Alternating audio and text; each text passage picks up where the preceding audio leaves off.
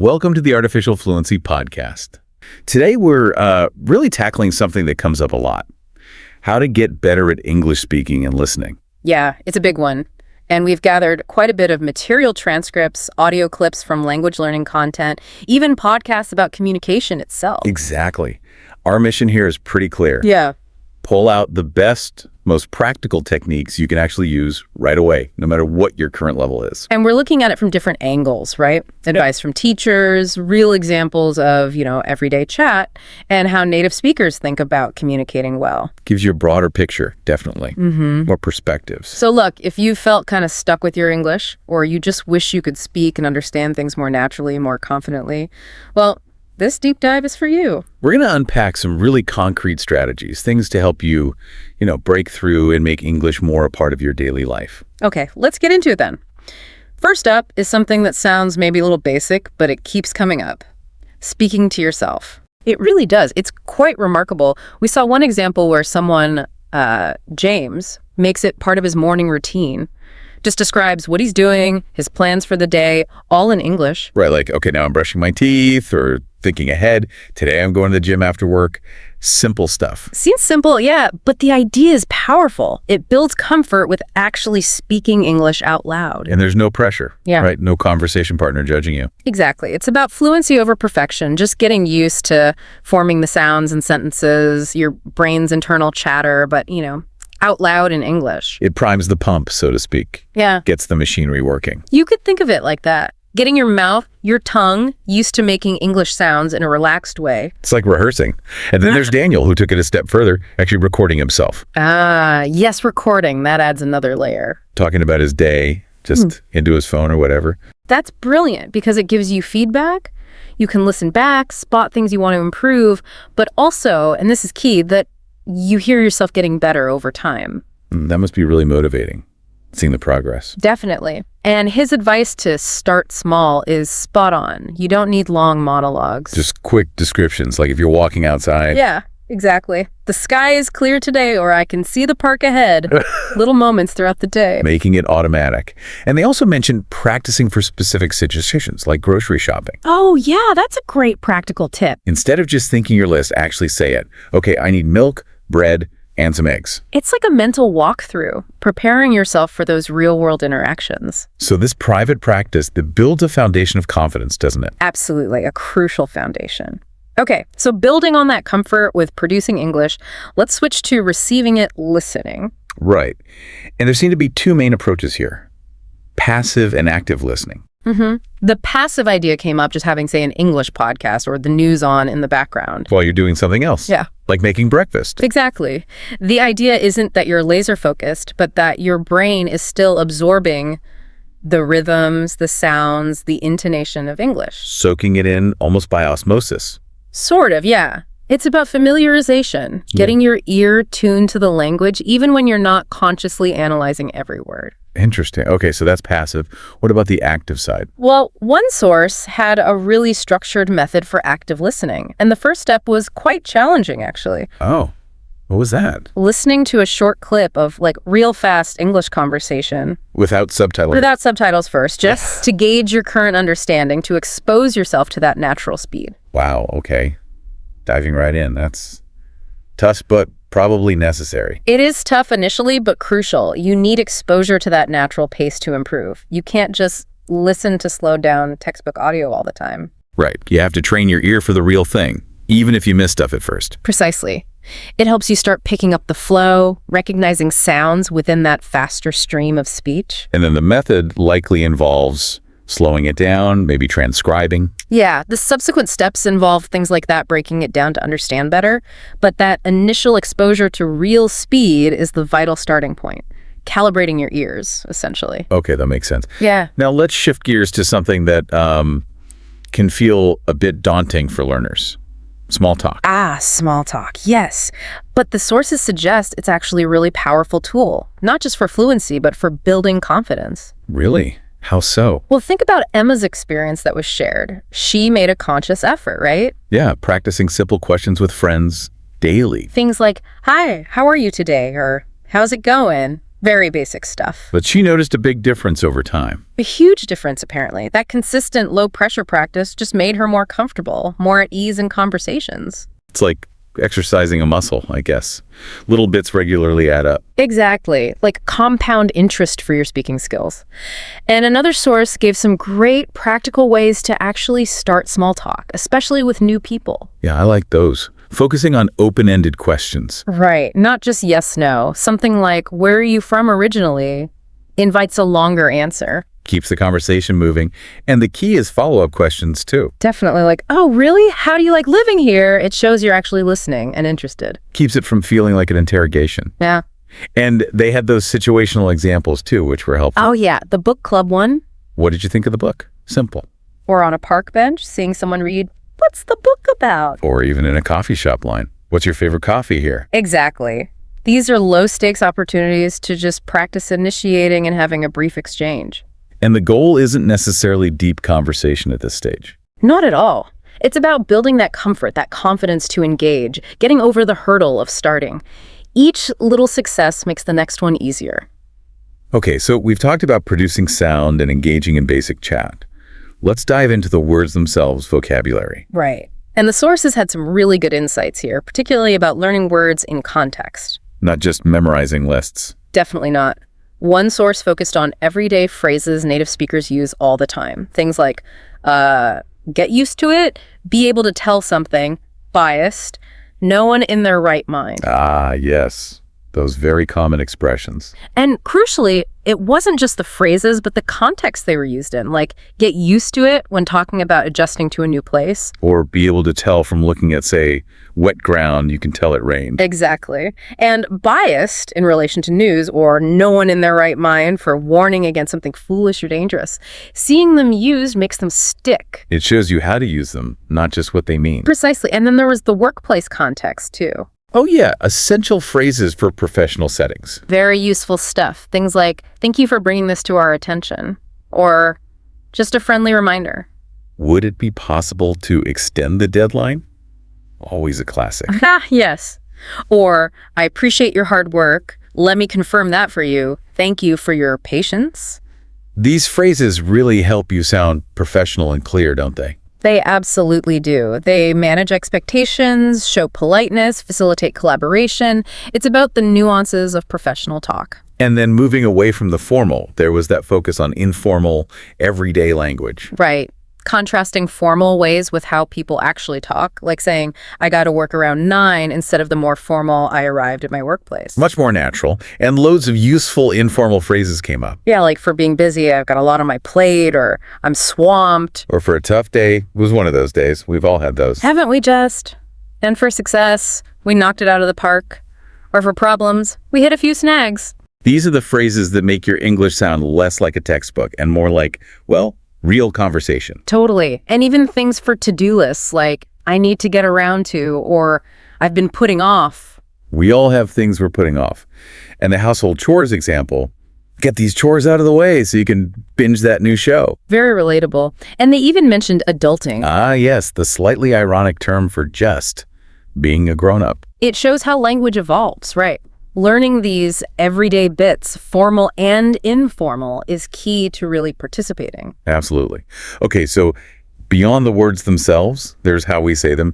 Let's talk about melody and emotion in speech. This was fascinating. Vin Jiang's insights on this were really striking. The communication expert, right? He talked about vocal melody. Yeah. How varying the pitch and tone of your voice makes a huge difference in how well people listen to you and how memorable you are. So not speaking in a monotone. Exactly. It makes you sound more sincere, less like you're reading a script, more engaging. He mentioned something about being heard better in noisy places if you have more melody. That's right. The voice with more variation cuts through the noise better. It grabs attention.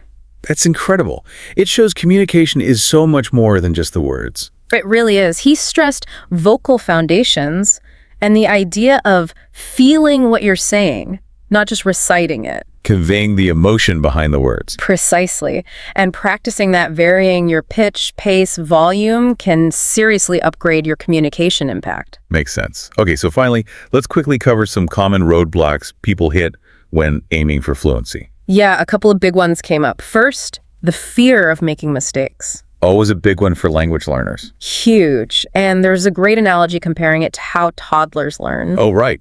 They make mistakes constantly, but they don't care. They just keep talking. Exactly. They don't get embarrassed and stop. They just keep trying, experimenting. That fearlessness is key. We need a bit of that toddler attitude. Except that mistakes are just part of the process, a necessary part.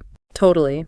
And the other barrier mentioned was relying too much on translation in your head. Thinking in your native language and then translating word for word. Yeah.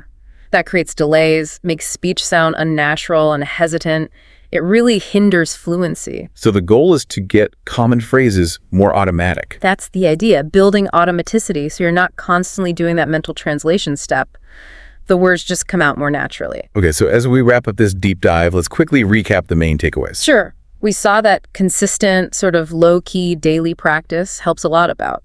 Things like speaking to yourself, passive listening. Right, and actively using small talk, even simple stuff, to build confidence in real situations. Plus, learning vocabulary and context, those everyday phrases. Workplace language makes a big difference. And don't forget the delivery. Paying attention to vocal melody and emotion to be more engaging. Absolutely, it all adds up. And the great thing is, these aren't massive, life-altering changes. You can weave these into your existing routine. Exactly. Small, consistent efforts. That's what leads to real improvement over time. Better fluency, more confidence. So here's something to think about. What if you consciously picked just one of these strategies this week? Yeah, just one. How might that start to shift your experience with English? What could become possible if you start to really unpack your own potential for speaking and understanding more fluently? You know that feeling, right? Being stuck. Like your feet are just cemented to the ground, even when you really, really want to move. Oh, absolutely. We've all been there. Okay, so let's unpack this because this deep dive, we're really laser focused on how people actually break free, how they make real change happen. Yeah, forget the surface level stuff, the quick pep talks. We want to get into the, the nuts and bolts. Exactly. And we're drawing on quite a mix insights from learning English, which is a big change in itself, right? But also these fundamental shifts in thinking that unlock personal growth. It's fascinating, isn't it, how things that seem quite different, like, say, mastering a language or personal development or even understanding different cultures and economies, they all sort of shed light on the same core thing. Which is? Making significant changes. We looked at a great conversation from the English Leap podcast about the principles behind transformation, right, and another from Podcast Speak English that explored, the emotional side of things, how we feel day to day. And even nationalities and currencies came into it, offering these unique angles on adapting and embracing change. Different perspectives, yeah. So, listener, our mission today is simple. Pull out those practical, usable strategies. And the mindset shifts, those are key. The ones that can empower you to actually start making changes without feeling totally overwhelmed by it all. Okay, so where do we start? That big question, I guess. The one the English Leap podcast also asked. Why do some people manage to transform their lives while others just stay stuck? It's a huge question. You see someone making strides and you think, how? How are they doing that? And maybe think about learning something totally new like English, which came up in our first source. It can feel just massive at the start. Insurmountable almost. All that vocabulary, the grammar. Yeah, that this is impossible feeling. It hits you with any big life change, I think. But the crucial thing there, the shift, was moving beyond just acquiring knowledge. Building habits and really changing how you think about the challenge itself. Precisely. Because that feeling of being overwhelmed, it often comes from looking at the sheer size of the end goal. Right. You see the mountain, not the first step. But as the English Leap podcast pointed out, and you see it in learning a language too, real progress usually isn't some sudden dramatic thing. No overnight magic. Not really. It's more about those small, consistent actions piling up, like a snowball, Starts tiny, but gathers momentum. Okay, so if it's about small steps, what stops us from taking them? What are those anchors holding us back? The podcast mentioned a few big ones. Well, the classic one first. Fear of failure. Always lurking, isn't it? It really is, but the reframe is important. Instead of just, what if I fail? Ask. Well, hang on. What if I actually try this and succeed? Huh. Yeah, that's a different energy entirely. And the podcast was right part of it. Every single successful person has faced failure. Loads of it, probably. It's about dusting yourself off and learning from it. Okay, so fear of failure. What else trips us up? Feeling lost. That lack of direction. Right. Thinking you need the entire map perfectly drawn before you can even leave the house. Exactly. But the insight there was that action often creates clarity. You don't need to see the whole path. Just the next step. Just the next step. Starting, even imperfectly, can show you where to go next. And then there's the inner critic. Yeah, boy. Negative self-talk. Yeah. That voice saying you're not good enough or you'll never manage this. It's like hitting the brakes constantly on yourself. Those limiting beliefs are incredibly powerful. Just recognizing them, seeing that pattern, that's the first crucial step to loosening their grip. Definitely. And the last one they mentioned, waiting for motivation. The "I'll start when I feel ready" trap. Yeah, we tell ourselves that. But the podcast shared a great point. Motivation usually follows action. It doesn't lead the way. Not typically, no. Yeah. The anecdote about just taking that first step on a challenge, even without feeling motivated, that really drives it home. You just have to initiate the movement. The motivation kind of catches up later. And this ties in so well with, the emotional side of things. Podcast Speak English gave us some useful ways to talk about those not-so-great feelings. Right, like feeling down, just sort of sad or low energy. Or grouchy, irritable, bad-tempered. We all get like that sometimes. And stressed out, just too much going on, feeling overwhelmed. Nerve-wracking for things that cause anxiety. Public speaking, maybe? Could be, yeah. Or being on edge, easily annoyed, tense. What's useful here is seeing how these states can be real barriers to change, right? Absolutely. If you're feeling really down or super stressed out, finding the energy to start something new feels almost impossible. Yeah, if you're constantly on edge or grouchy, maybe launching a huge new project isn't the best idea right then. So recognizing these emotional barriers, just like the other ones, the fear, the lack of direction, that recognition is step one to overcoming them. It's about identifying what's actually holding you back. Is it fear? Is it feeling lost? Negative thoughts? Waiting for the mood to strike? Or these underlying emotions? Exactly. Once you see it, you can start to dismantle it, piece by piece. Okay, so we know the common roadblocks. Now the important bit. How do we actually get moving? Right. The English Leap podcast really hammered home the power of small daily improvement. Which is so different from wanting that instant overnight transformation we often crave. Totally. It connects to that 1% rule idea they mentioned. Improving just 1% a day. Yeah. It sounds tiny, but it compounds. They said something like, you get 37 times better in a year. Wow.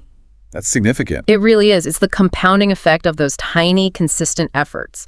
Like saving just a little bit of money regularly, it adds up. Small investments, big returns over time. And this also links to how our habits actually shape who we are, our identity. That idea from like atomic habits. These small actions aren't just things you do. They start to redefine how you see yourself. And what's great is how accessible it is. The examples were so simple. Read for 10 minutes. Practice English for 5 minutes. Use positive affirmations. None of these are huge, daunting tasks. And that real-life story.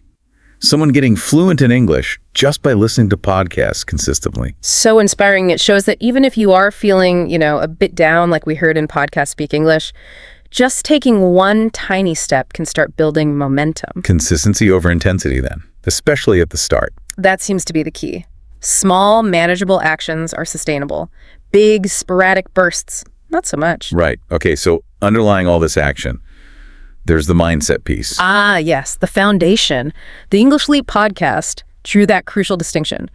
Growth mindset versus fixed mindset. Believing I can improve versus I am what I am and that's it.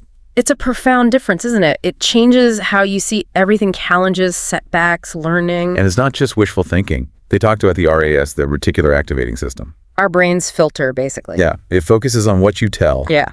It is important. So if you constantly feed it, I can't do this, guess what it looks for? Evidence to prove you right. It literally filters out stuff that contradicts that belief. Scary, but also empowering, because it means we can train it. Exactly, which is why consciously reprogramming our minds works. The podcast mentioned 3 main ways: affirmations, visualization, gratitude. Affirmations, those positive statements like, I'm getting better every day, planting seeds. And visualization, really picturing yourself succeeding, building that belief internally. And gratitude, just focusing on what is going well, shifting focus from lack to abundance almost. It helps you spot opportunities instead of just obstacles. It's not about ignoring the bad stuff, but balancing your perspective. And like they said, it's not magic. is practical brain training, aligning your focus with your goals. Makes sense. So building on that internal work, the podcast then tackled another common hurdle. Waiting for the right moment. That exact one. That's so tempting. I'll start when everything is perfect, when I feel 100% ready. But the reality check was that feeling of perfect readiness, it pretty much never arrives. So true. Which brings us to done is better than perfect. That saying is gold. Delaying action while you chase perfection, that just leads to more delay. Stagnation. imperfect action keeps you moving. Absolutely, no matter how small. The story about hesitating to speak English, afraid of mistakes, that really hit home. That vulnerability, yeah. We try to avoid it. But the realization was crucial. Mistakes aren't just possible, they're necessary. They're how you learn. Language, skills, life changes. Anything. And this loops back to those feelings from Podcast Speak English, again, feeling nervous or anxious or on edge. Right. Taking action even when you feel those things, that's what builds real confidence. Each step outside the comfort zone expands it. Okay, so a mini challenge then for you, listener. Think of one thing, just one thing you've been putting off. On the back burner. Exactly. Now commit. Take one tiny step towards it. Not Today. Not tomorrow. Nope, today. Because action creates momentum, and momentum builds confidence. Simple as that. Good challenge. Now, shifting focus outwards a bit. The podcast also stressed the power of our environment. And the people around us. Huge influence on our habits or choices. Absolutely. They brought up that saying, you are the average of the 5 people you spend the most time with. Oof. That one makes you think, doesn't it? It really does. It highlights how much we're shaped by both positive and, well, negative influences. So creating a supportive environment becomes really important. Essential, I'd say. And they had practical tips. Follow inspirational people, authors, speakers, even just positive folks online. Kind of curate your input. Exactly. And join communities. Online learning groups, book clubs, forums. Connecting with others on a similar path gives you support, accountability. It's a big difference. And just as important, limit the negativity. Maybe spend less time with constant complainers. Or cut back on the doom scrolling through negative news or social media. That too. It drains your energy for change. The story about feeling stuck with English until joining a community really drove that home. Yeah, that shift in environment was the catalyst. It really makes you reflect on your own 5 people, doesn't it? Right. Are they lifting you up? Or maybe unintentionally holding you back? Might be time for some conscious adjustments for growth. And speaking of diverse influences, it reminds me of that Nationalities podcast snippet. Yeah, the sheer variety in a language class. People from Germany, Poland, Brazil, Chile, New Zealand, the Kiwis, Morocco, Pakistan, Indonesia, South Korea, Japan, Malaysia, Thailand, Singapore, the Philippines, Kazakhstan, Russia. Ireland, Sweden, Finland, Denmark, Norway, the Netherlands, or Holland. It's a long list. It really is. It just shows, even in something like language learning, you're navigating this incredibly diverse environment. And that adaptability, learning to connect across differences, it mirrors the adaptability you need for personal growth, too. Good point. And just quickly, touching back on Podcast Speak English, those phrases like being in a foul mood or someone losing his temper or shutting down or brushing me off. They just remind us that change isn't always smooth. It involves navigating tricky emotions, both in ourselves and in how others react. True.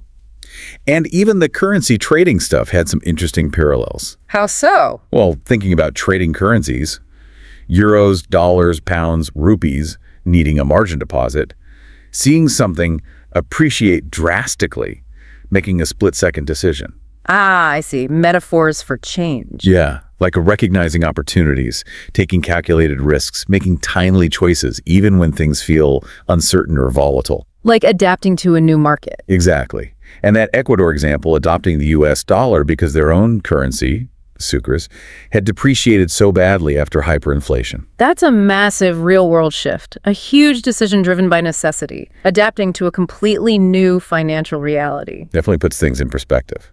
Okay, so let's try and wrap this up. As we bring this deep dive to a close, what are the big takeaways? I think the core message is really empowering. It's that you, listener, probably have more control than you think. Right. Change isn't about waiting for lightning to strike. No, it's about those small, deliberate, consistent actions. Plus, the right mindset, that growth perspective. And surrounding yourself with a supportive environment. Those seem to be the key ingredients. It's definitely a gradual process. There will be bumps, for sure. But every little step, every challenged belief, every positive connection you foster, It all builds that forward momentum. And don't forget, the English Leap podcast had that free PDF guide mentioned.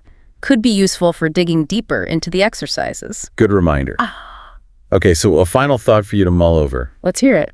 Reflect on just one small change, something you can genuinely commit to starting today. And maybe, as you do it, check in with yourself emotionally. Are you feeling a bit down, a bit on edge, perhaps? How does that affect your approach? And also, think about those diverse perspectives we mentioned, learning from different nationalities, adapting like Ecuador did with its currency. How can seeing things from different angles inform your own journey? Yeah. Look around you.